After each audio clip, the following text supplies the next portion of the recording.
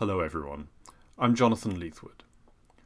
Today I'm hoping to connect three things: improvisation, Baroque style and performance, and how we engage with notated scores. It's this way of connecting improvisation with our concert repertoire that drew me and my co-presenters together, to try and suggest something about learning and teaching. Another influence on the ideas presented today is Andrew Goldman.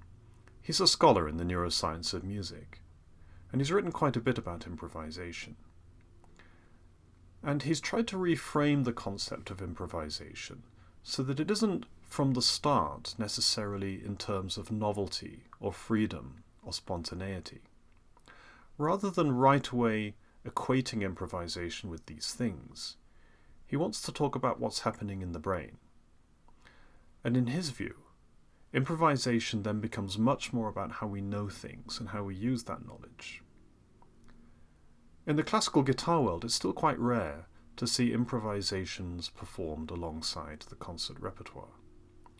But I'm going to suggest that our work on the classics is most likely to succeed when improvisation becomes integral to the way we teach and learn, and not something tacked on, or even necessarily something done separately. I hope that this talk can be very practical. I'm going to start with a notated score, a Bach prelude, exploring how improvisation can enter into the learning process at different levels. Afterwards, I'll examine how we might develop an improvisational vocabulary based on Baroque schemata. And finally, I'll demonstrate the process of making a prelude.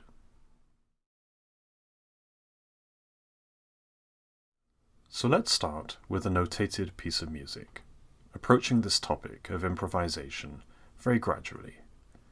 On your screen is the beginning of Bach's fourth cello prelude, transposed to G major for guitar, but otherwise unaltered. This is a pattern prelude, an arpeggio pattern applied to a chord progression, like the famous Little Lute Prelude, or the first prelude from the well-tempered clavier.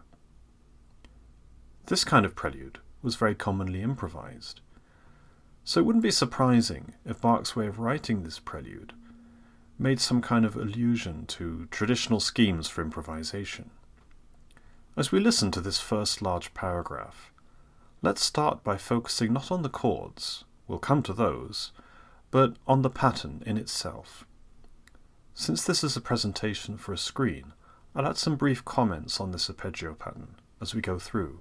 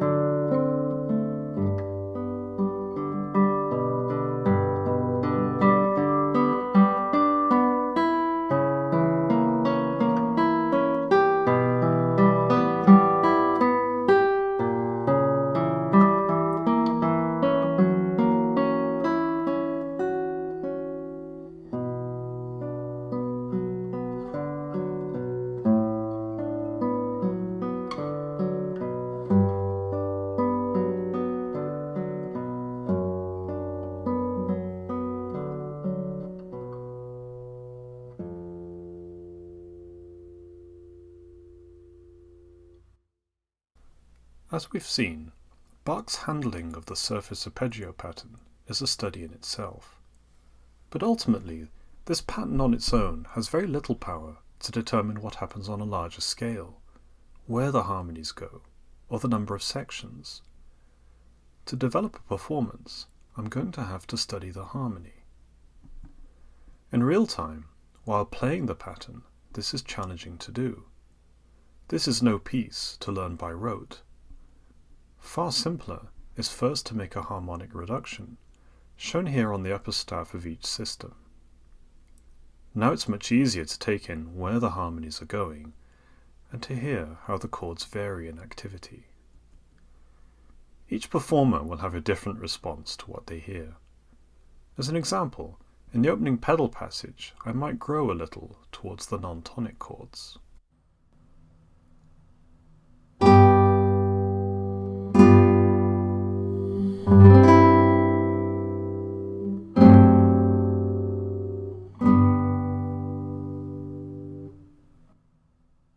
When new chromatic chords arrive, I might give them more intensity than their surroundings, whether that means giving them more sound, or more time, or both.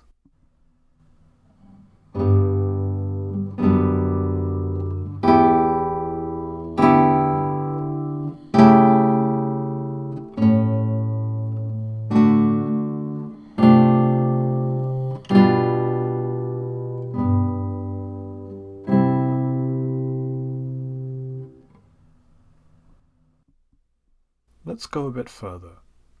In this analytical sketch, what you see is the bass line of the prelude extrapolated from the rest. In keeping with Baroque conceptions of harmony, Roman numerals are used to highlight just the structural harmonies, the points of departure and arrival. The harmonies in between are represented just by figured bass. This sketch, in other words, is an imaginary continuo accompaniment. In this bass sketch, rhythmic values are used not to show duration, but as highlighters. Whole notes represent the major structural harmonic goals of the prelude. Now this bass line depends heavily on a crucial improvisatory tool, scales. Scales that go looking for a suitable place to land.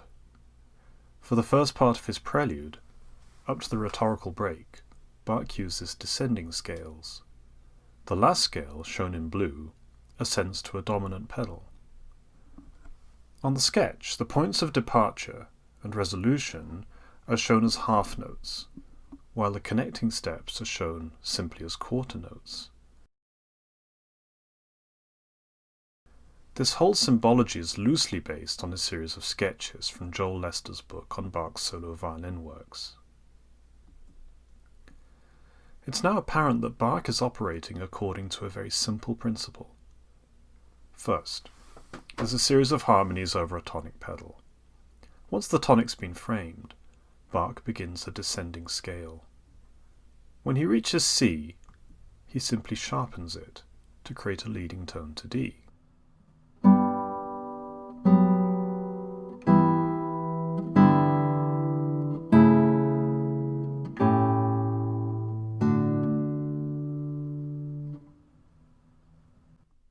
We resolve to D and a new scale begins.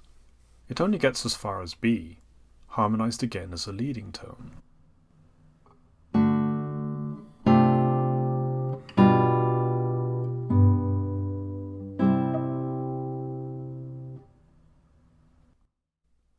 Again we resolve and begin another scale.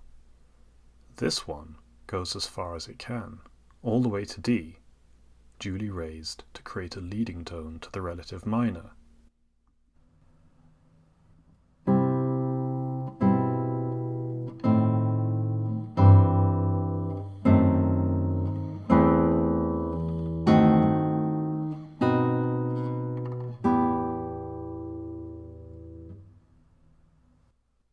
Bach will go on like this until he runs out of leading tones. Now each time Bach creates a leading tone, he delays its resolution by adding a dominant root in the next chord. This creates a recurring motive.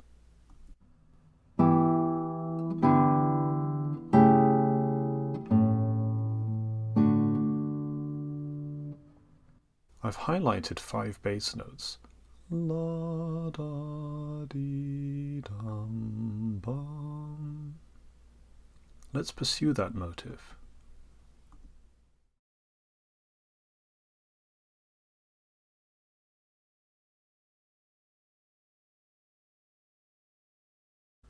It's not that Bach is discussing this motive, as he would a motive in an invention. The motive is a marker of the harmonic process that's slowly unfolding. There's much more detail on the sketch, but for now the point is, we do have something to use in performance. All of these raised leading tones represent surges in the harmony, and I can respond with a natural surge in my performance. As for my practicing, I can devote that not so much to pinning down the exact details, but rather to exploring the possibilities of touch and timing, so that I can do whatever I feel like on the day. At some point, if I'm working on this prelude with a student, I'll play this reduction while they play the prelude, and then we'll swap places. It's almost impossible not to play better once you start to hear this piece as a series of waves. The final stage of this exploration, the stage in which I seal these waves indelibly into my memory, comes when I use this bass sketch as a basis for improvisation. I find that if I try to create something new with these waves, I feel them even more acutely, and the range of possible responses becomes even more apparent. Let's speed up the prelude, so that each one of these pulsing bass notes represents a measure from the original piece. Some bass notes on the sketch last for 2 measures and some for 1, but you can leave that to me. I'll show you how I might improvise a cantilena over Bach's original bass.